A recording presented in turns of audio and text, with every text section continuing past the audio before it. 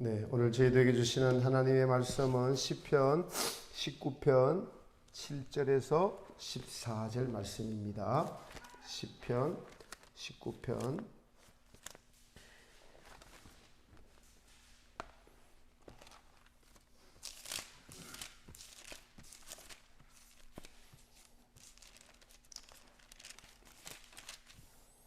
7절에서 14절 우리 다 같이 합독합니다. 시작.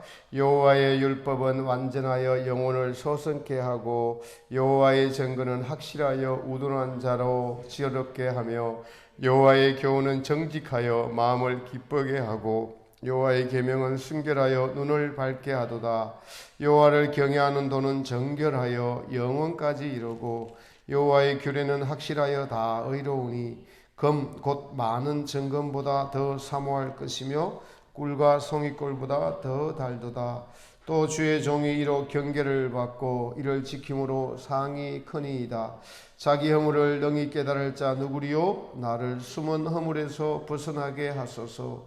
또 주의 종으로 고분죄를 짓지 말게 하사 그 죄가 나를 주장치 못하게 하소서. 그리하시면 내가 정직하여 큰 죄가에서 벗어나겠나이다. 나의 반석이시오 나의 구속자이신 여호와여, 내 입의 말과 마음의 묵상이 주의 앞에 연락되기를 원하나이다. 아멘. 할렐루야. 우리 예수님의 크신 은혜가 하나님이 사랑하시는 귀한 모든 심령들 속에 함께 하시기를 주님의 이름으로 축복합니다. 며칠 전 제가 전도하다가 어떤 50대쯤 보이는 남자분이 좁은 골목길에서 빨래를 널고 있었습니다. 그 남자 분께 이렇게 전도지를 주면서 권하니까 그분이 도전적인 말로 당신 기독교에 대해서 알기는 하신가요? 이렇게 물었어. 네, 하나님은 창조주 하나님이시지요. 제가 그렇게 대답했습니다. 그게 아니라 구약에 묘사된 하나님이 어떤 하나님이라고 생각하세요? 이렇게 또 묻더라고요. 네, 그래서 내가 종교에 관심이 많으시고 많이 배우셨네요. 그러니까 자기는 많이 배웠다고, 많이 안다고 그렇게 이야기를 하면서 저를 아주 무시하는 말로 구약의 하나님은 사랑의 하나님이 아니라 아주 무지막지한 사랑의 하나님이더라. 살인의 하나님이더라. 유대교와 조로아스터교가 섞여서 나온 것이 기독교라고 하면서 배운 지식을 막 늘어놓으면서 빨래를 막 이렇게 양말을 털면서 늘고 있어 계속 늘었습니다. 그래서 제대로 전도를 해야 되겠다라고 빨래 넣는 거 기다리면서 이제 집에 좀 따라 들어가려고 했더니 집에 들어오지 말라고 하면서 당시 같은 무식한 기독교인들과는 상종하기 싫다고 하면서 돌아가는 것이었습니다. 안타까움을 느끼면서 돌아왔습니다. 그분의 얼굴이 아주 계속 떠올라서 기도를 했습니다. 코로나19로 인해서 길거리에서 전도하는 모습 보기가 어렵고 또 꺼려하기도 하지만은 그러나 이럴 때일수록 전도를 하고 더 열심을 해야하기에 나갔습니다. 저희도 작년에 전도용품을 사놓고 열심히 하려다가 코로나가 와서 잠깐 주저하다가 이대로 있으면 안 되겠다 해서 나갔는데 캄캄하고 어두운 이 시대에 길거리에서 사람들을 붙잡고 예수님 믿으세요 라고 외치는 것 자체가 벽에다가 하는 소리임을 느꼈습니다. 그럼에도 불구하고 전도하다가 이 용품을, 전도지나 용품을 이렇게 드리면서 어떤 분들을 만나는데, 예수님 믿는 분들을 가끔 만나는데 어떤 분은 그걸 드리니까 좋아서 갑자기 길 가다가 큰 소리로 예수 사랑하시면 하면서 막 덩실덩실 춤을 추면서 그 용품을 받아서 가길래 제 영혼이 얼마나 기쁜지, 그분들이 믿는 분들이 지금 이 시대에도 하나님은 살아계셔서 자기들은 하지 못해도 전도를 하는 것 자체를 매우 믿는 이들이 기뻐하고 반가워하는 것들을 느꼈습니다.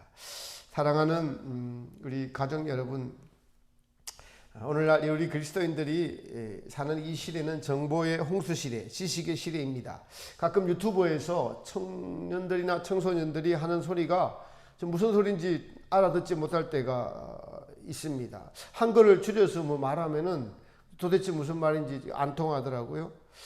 이것처럼 그리스도인들이 성경이 무슨 말씀을 하는 것인지 제대로 알아듣지 못한다면 우리는 하나님과 소통이 안 됩니다. 영적인 분별이 안 됩니다. 소경이 되는 거죠.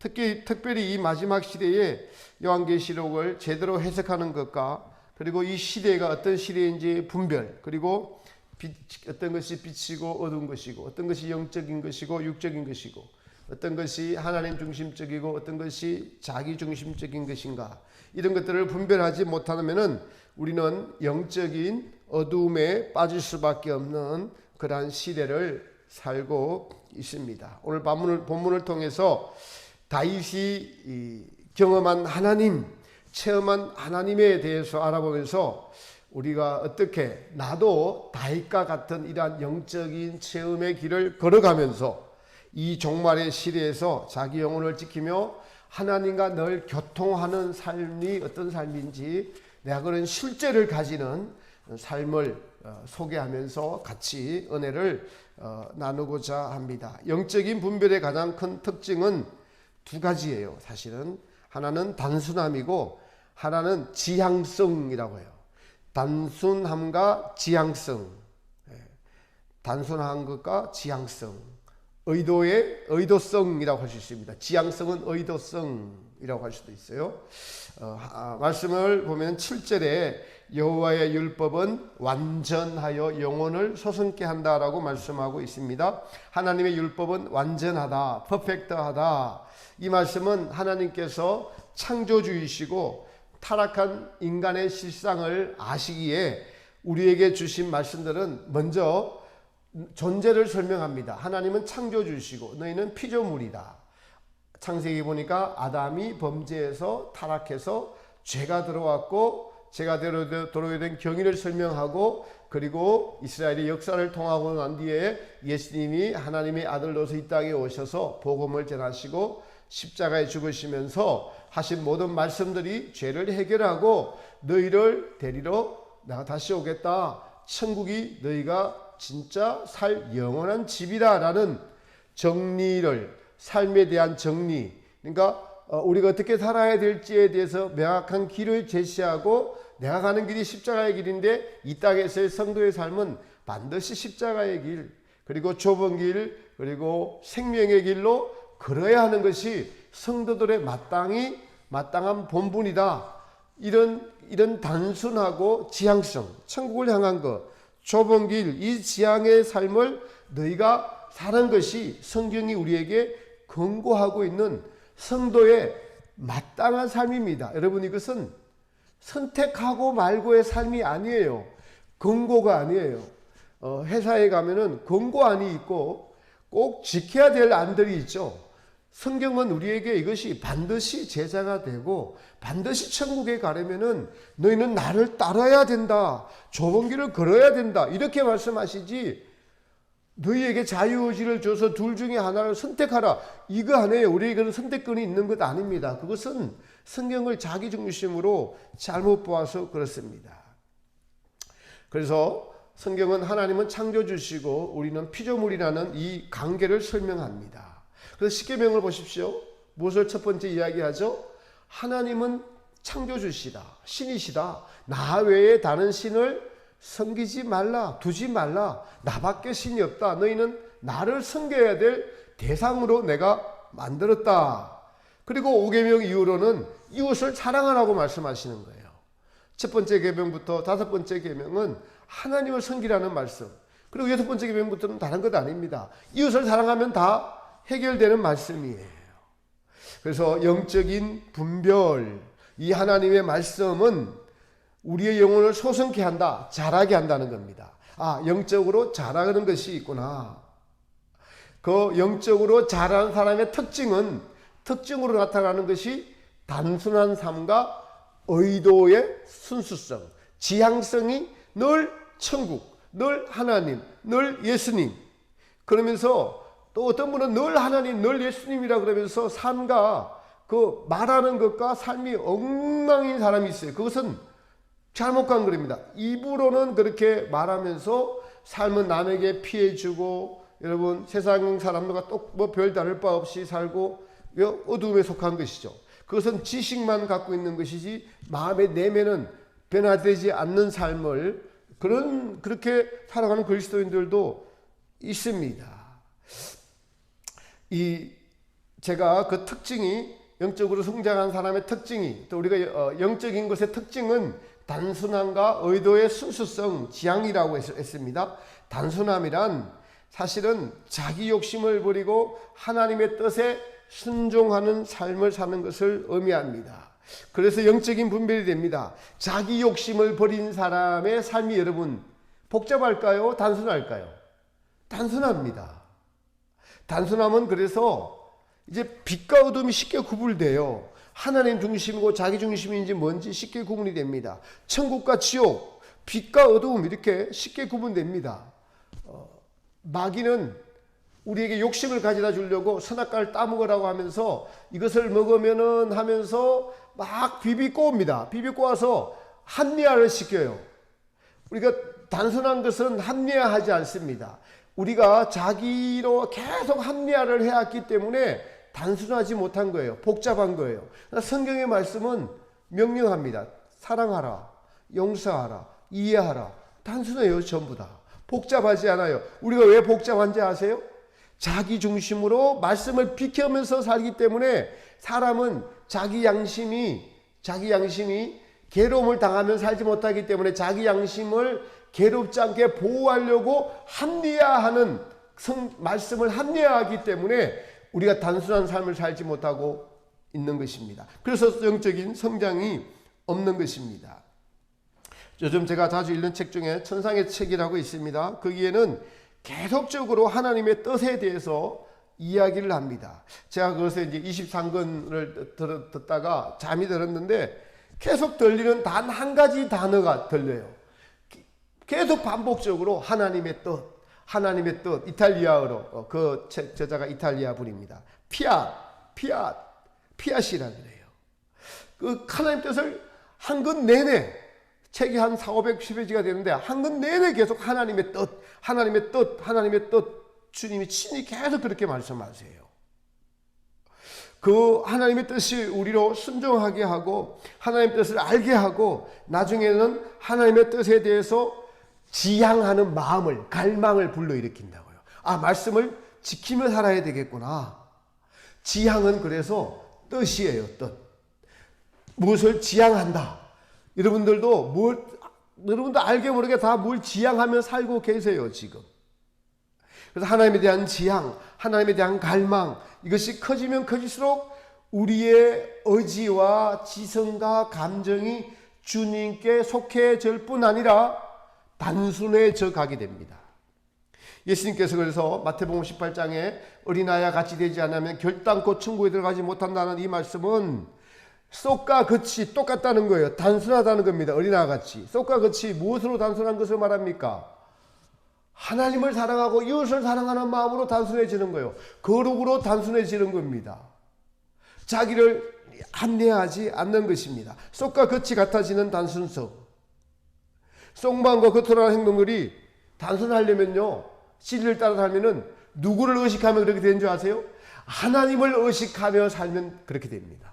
사람을 의식하며 살면 사람에게 맞추려고 해서 쏙과 끝이 다르게 돼요. 하나님을 의식해서 살면은 하나님은 마음의 중심을, 내면을 보심으로 끝을 의식할 필요가 없습니다. 쏙 들이면 되고 끝은 따라가면 되는 겁니다. 이러한 영적인 사람들은 어려운 광야의 환경 속에서 자기 욕심을 버리고 하나님 중심으로 살아가는 사람들입니다. 여러분, 소성한 사람의 특징은 단순합니다. 빛과 어둠이 구분이 되는 겁니다. 하루아침에 되지 않습니다. 지향성을 가지고 수많은 실패를 경험하면서 회개를 하면서 그렇게 되어져 영혼이 소성케 되어져 가는 것입니다. 영적인 분별이 잘 되는 이유는 경험을 해서 단순합니다. 어두움, 자기 욕심과 자기 사랑이 사실은 눈을 가리기 때문에 영적인 분별을 할 수가 없는 것입니다. 우리가 읽은 오늘 말씀들을 여러분 그 말씀 속에 제가 오늘 서두에 말씀드린 의도성과 순수성을 생각해 보며 읽으시면은 깨달음과 이해가 훨씬 빨리 옵니다. 여호와의 정글은 확실하여 우둔한 자로 지혜롭게 한다라고 또 말씀하고 있죠. 반대로 우둔한 자는 여호와의 증거가 무엇인지 알지 못합니다. 온 세상이 우연히 생겼다고 합니다. 원숭이가 진화해서 사람이 되었다고 하죠. 하나님이 없다고 하는 자들을 향해서 성경은 우둔한 자라라고 말씀하고 있습니다. 종기에 처하나 깨닫지 못하는 자들은 짐승과 같도다라고 말씀하고 있습니다.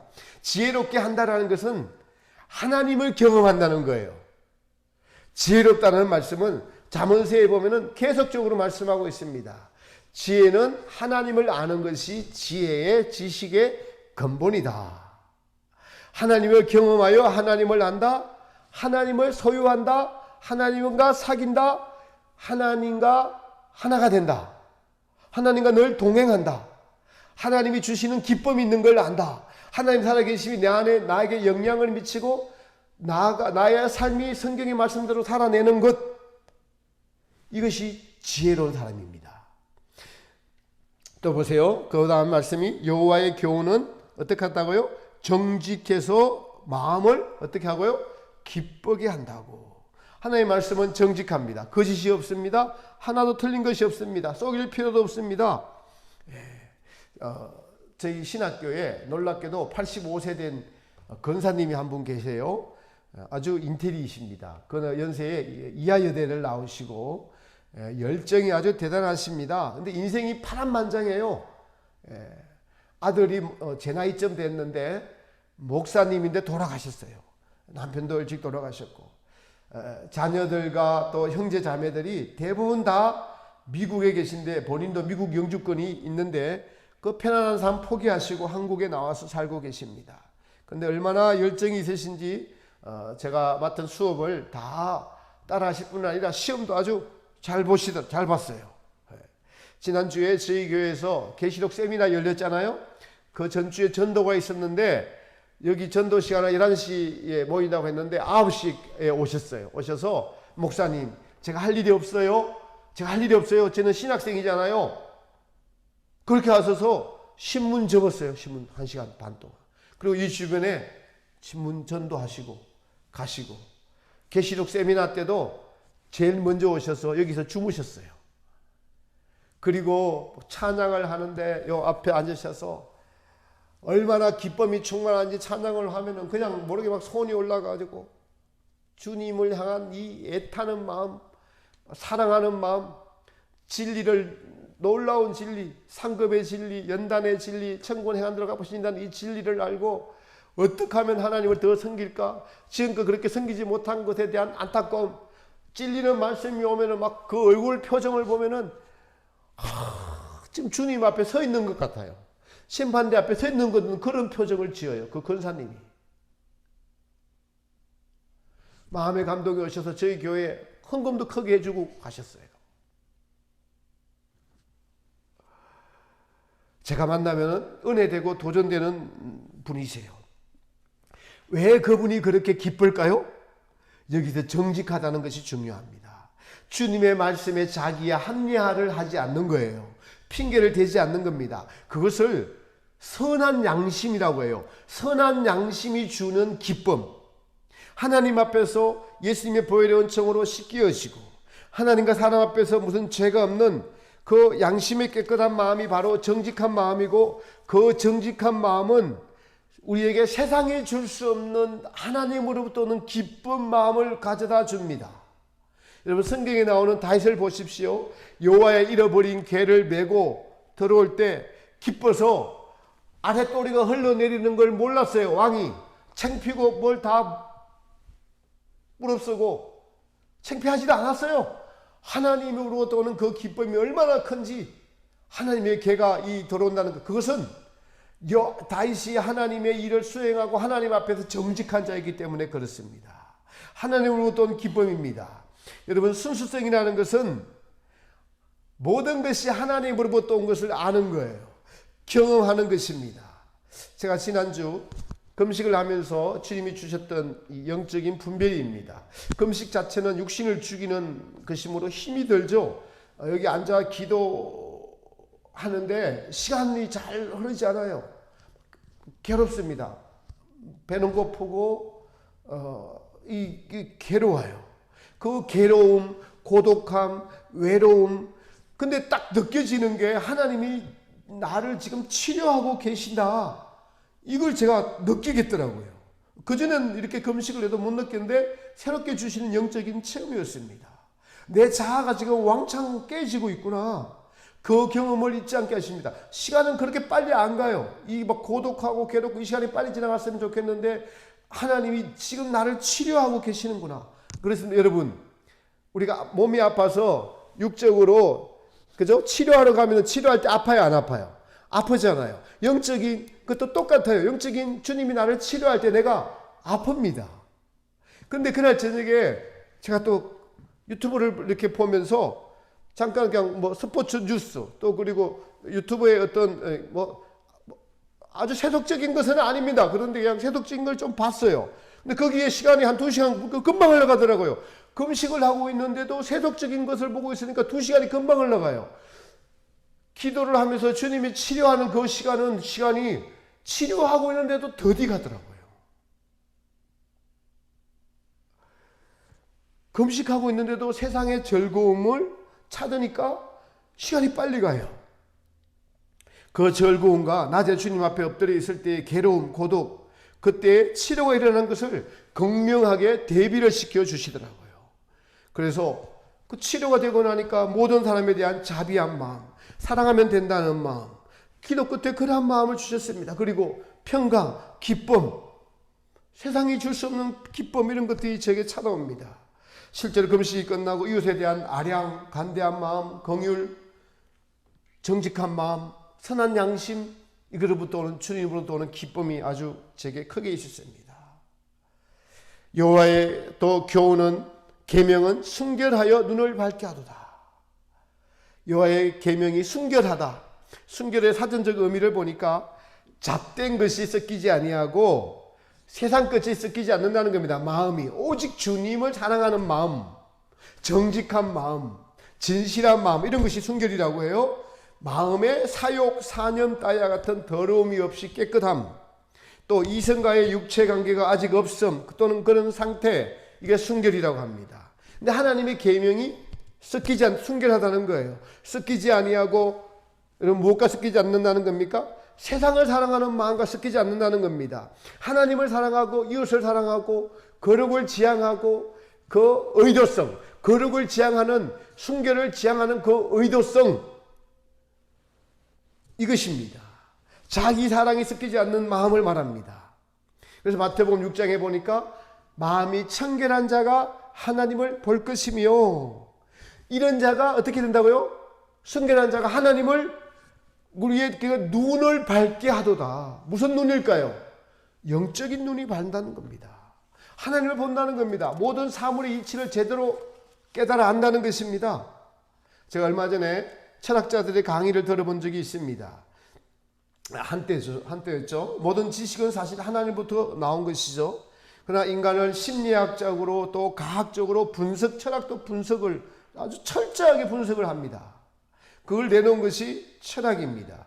근데 이 용어 자체가 철학은 굉장히 어려워서 웬만한 사람들은 계속 듣는 것이 어려워요. 근데 저는 용어는 어려워도 의도는 이렇게 들으면서 제가 알겠더라고요. 근데 그렇게 어렵게 공부하고 깨달은 것이 결국 다시 인간의 행복은 무엇인가? 근데 하나님을 만나지 못하니까 인본적인 것으로 딱 나타나더라고요. 제가 아는 그 분도 신대원 나왔어요. 아버지가 목사였어요. 독일 가서 철학을 공부하고 기독교에 대해서 이야기를 하는데 딱 인본주의더라고요. 하나님을 인격적으로 못 만나면은, 하나님이 안 만나주시면 못 만납니다. 지혜는 하나님을 아는 것입니다. 근데 욕심, 학문으로, 내 힘으로 하나님을 만나는 것은 불가능해요. 만나 주셔야만 됩니다. 사람에게는 그래서 기쁨이 두 가지가 있습니다. 하나는 하나님으로부터 오는 기쁨. 오늘 본문이 말하고 있죠. 여호와의 계명은 정직하여 마음을 기쁘게 하고, 기쁨이 하나님부터 온 것입니다. 또 다른 하나의 기쁨은 자기의 만족으로부터 오는 기쁨. 내가 더 낫다고 하는 교만한 기쁨, 여러분, 타인은 누리지 못하는 것이라고 하는 기쁨, 세상이 주는 정욕의 기쁨, 육신의 정욕, 안목의 정욕, 이생의 자랑이라는 하나님으로부터 쫓아오지 않는 세상으로부터 쫓아온 모든 인간들이 추구하는 이 기쁨이 있습니다. 그러나 영적인 기쁨은 마음이 정직하고 순결한 자들에게로부터 옵니다. 하나님으로부터 옵니다.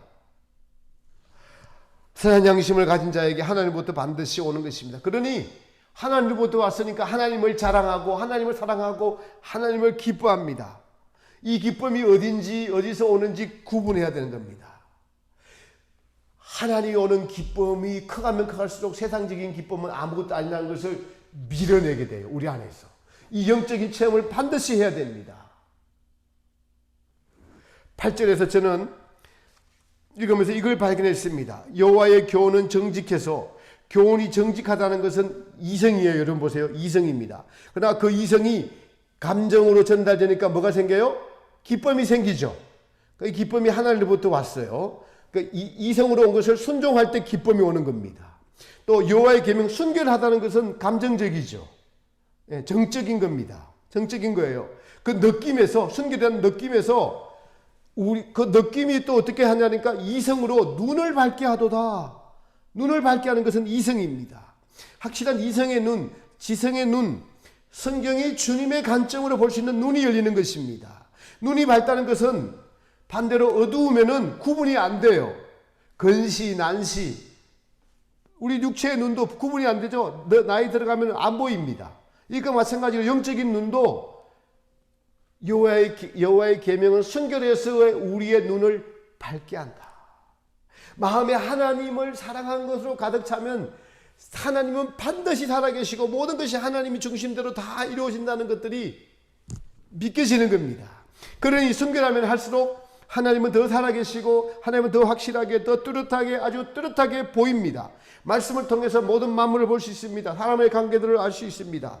저는 이 강계상에 있는 꽃, 나중에 이거 끝날 때 요 화면으로 한번 비춰주세요. 비춰주고 끝내세요. 이 무슨 꽃, 이거 너무 순결해 보입니다. 보면 볼수록 너무 기쁘게 보입니다. 이거 하나는 저를 의미하는 것 같고 세 개는 우리 식구들을 의미하는 것 같아요. 꽃대가.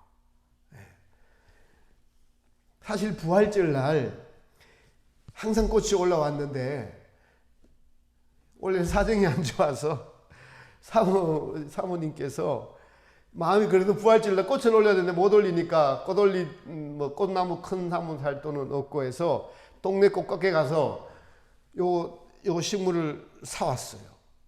그래서 나는 무슨 풀을 사왔더라고. 풀을 사와서. 그래도 마음이 너무 고마워서 토요일 날 저녁에 둘이 이제 흙작업 막 해갖고 마침 제가 옥상에 상추 키우려고 거름 사온 게 있어서 거름 주고 했더니, 아니 여러분 지금 이게 한 달 반 됐잖아요.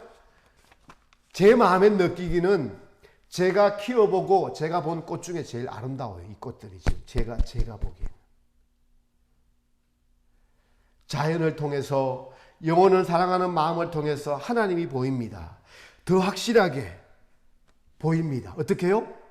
단순성과 의도의 순수성, 지향성 때문에 그렇게 보입니다. 단순성은 그래서 빛이냐 어둠이냐, 하나님 중심인가 나 중심인가, 교만이냐 금손이냐, 예수님은 어떻게 하셨을까, 이렇게 됩니다. 지향성이 뭔지 아세요? 하나님의 뜻을 분별하고 나의 목적인가 하나님 목적인가, 나의 뜻인가 하나님 뜻인가, 그 하나님의 뜻에 계속 지향하는 거예요. 하나님 뜻으로. 그 의도가 계속 하나님을 향해 가는 것이에요. 이게 거룩함을 나아가는, 성화로 나아가는 길입니다. 성화되어 가고 있는 것입니다.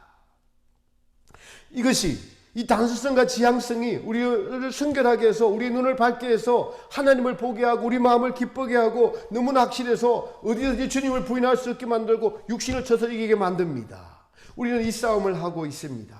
영적인 싸움은 여러분 끝이 없습니다. 성도의 무기는 무엇입니까? 오늘 말씀을 중심으로 한 단순함과 이 말씀을 지키고 하나님을 사랑하고자 하는 나의 의도, 지향, 항상 하나님을 지향하는 이 마음이 우리를 다윗의 경험에서 쓴 것이에요. 사랑하는 성도 여러분, 하나님은 살아계십니다. 어제 사거리에서 전도하다가 할머니 세 분을 모시고 교회에 왔어요. 근데 그 할머니 한 분은 성당에 다니시는 분이신데 85세 됐대요. 예, 아주 체험이 많으시더라고요. 예, 그냥 막 울음이 계속 나길래 근데 마음에 내가 성당을 가야 되겠다 해서 울음이 나서 성당을 나갔는데 그 이후로 30년 동안 가면서 아주 선하게 착하게 얼굴만 봐도 그냥 85세인데 빛이 나요. 편안합니다. 근데 다른 두 분을 모시고 왔는데 이제 한 분은 오늘 교회 오기로 약속했는데 안 오셨네요. 예. 한 분은 옛날에 믿다가 안 믿은 분, 한 분은 또 87세인데 그냥 근심 걱정 그늘이 가득해요. 그냥 죽을 날만 기다리는. 예수님을 믿으라고 권했습니다. 그러니까 자기의 경험을 이야기하면서 그 할머니가 성당 다니는 할머니가 어떻게 말씀하시냐니까 나는 죽음이 급시 없어요. 나는 편안해요. 나는 착하게 살고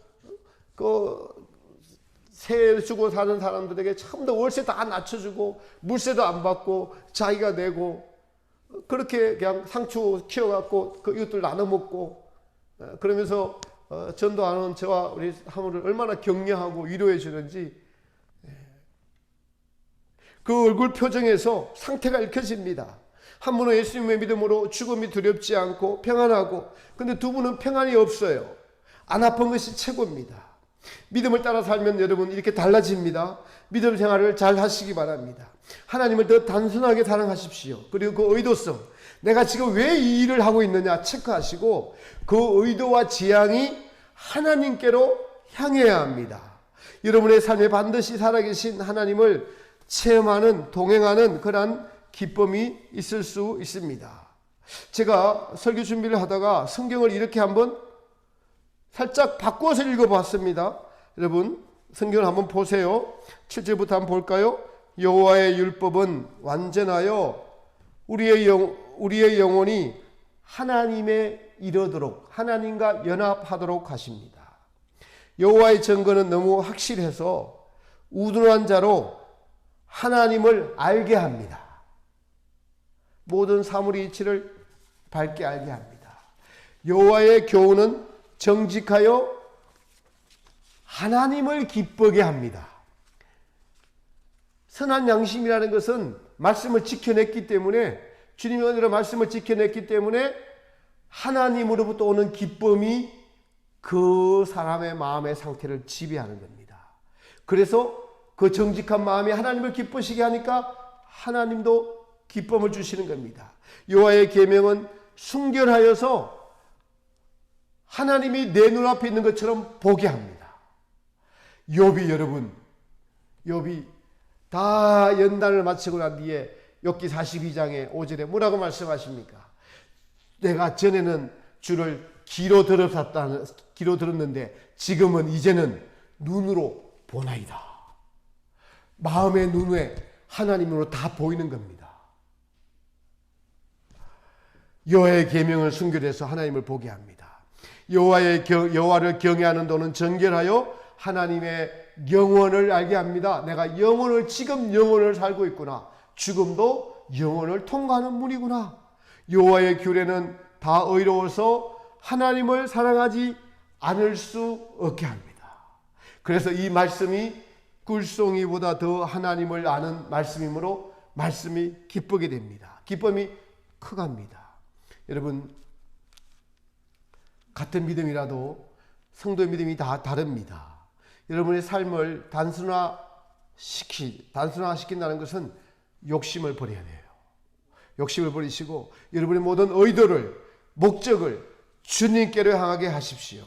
다윗의 고백이 반드시 저와 여러분의 고백이 될 수 있습니다. 성경은 우리로 그렇게 하라고 이렇게 다윗이라는 인물을 통해서 하나님을 경험한 것을 우리에게 알려주십니다. 처음부터 다윗이 이랬을까요?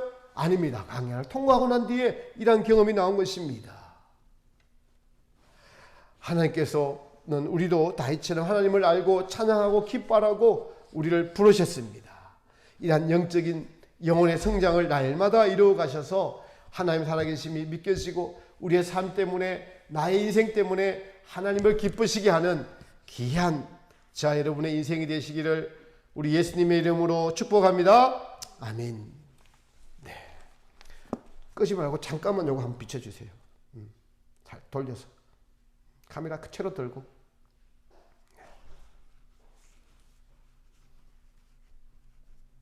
네.